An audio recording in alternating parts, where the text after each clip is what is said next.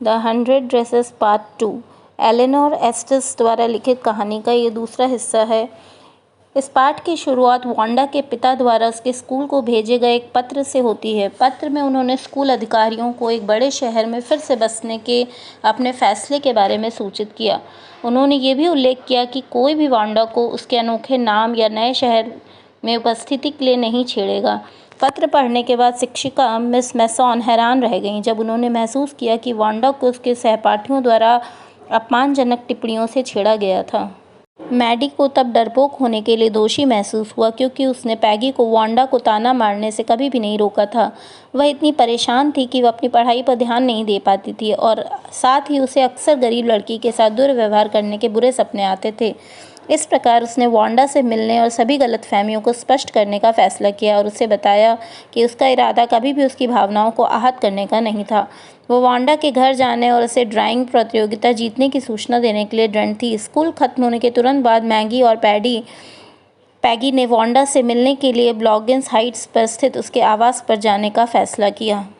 मगर वांडा और उसके परिवार ने पहले ही घर खाली कर दिया था और उनकी यात्रा बेकार हो गई थी। इसलिए दोनों लड़कियों ने वांडा को अपनी जीत के बारे में सूचित करते हुए एक दोस्ताना पत्र लिखा। कई दिन बीत गए लेकिन उनकी ओर से उनके पत्र का कोई जवाब नहीं आया। जल्द ही क्रिसमस का समय था और मिस मैसन को वांडा से एक पत्र मिला। इसमें वांडा ने सभी को क्रिसमस की शुभकामनाएं भेजी और रंग प्रतियोगिता के लिए तैयार किए गए सुंदर 100 ड्रेसेस स्केचेस का उल्लेख किया। उसने कहा कि लड़कियां 100 पोशाकों के उन रेखा चित्रों को रख सकती हैं और उसने पैगी और मैडी को विशेष चित्र भेंट किए। उन्होंने यह उपहार स्वीकार किए और फिर अपने अपने बेडरूम में इसे पिन कर दिया। मैडी अक्सर तस्वीर को लंबे समय तक देखती रहती और देखती कि चित्र में उसका चेहरा उसके अपने चेहरे से कितना मिलता जुलता है। वह तुरंत पैगी के घर यह देखने के लिए दौड़ी कि क्या उसकी ड्राइंग भी पैगी की तरह दिख रही है। यह देखकर पैगी को वांडा जैसी प्रतिभाशाली लड़की को छेड़ने का अफसोस हुआ। उसने सोचा कि यद्यपि उसने अपने नाम और रूप रंग के बारे में अपमानजनक टिप्पणी की थी, वांडा हमेशा चुप रही और उसने कभी इसके बारे में शिकायत नहीं की। मैडी ने अपने आंसू पोंछे और वह अक्सर वांडा को स्कूल के प्रांगण में उस धूप वाली जगह पर अकेले खड़े होने के बारे में सोचा करती जहां से वो दावा किया करती थी कि उसके 100 कपड़े उसकी अलमारी में ही लाइंड अप थे।